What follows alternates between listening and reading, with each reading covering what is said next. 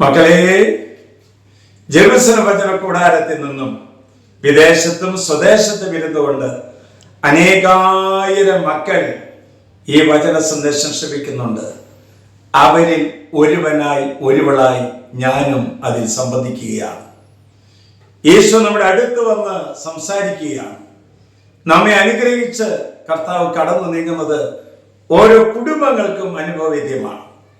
ഇന്ന് കർത്താവ് തരുന്ന വചനം 62-ാം സങ്കീർത്തനം 12-ാം തിരുവാക്യം.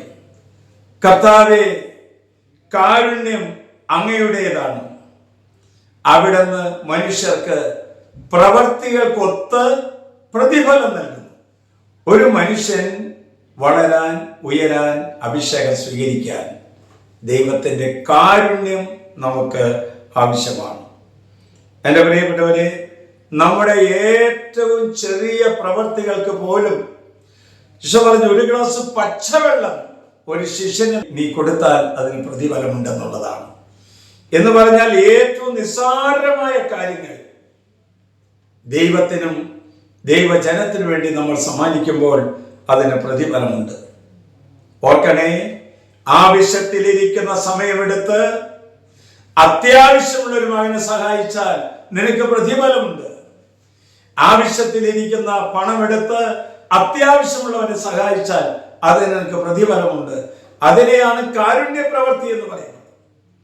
ദൈവം നമ്മോട് കരുണ കാണിച്ചതുപോലെ നമുക്ക് മറ്റുള്ളവരുടെ കരുണ കാണിക്കാം.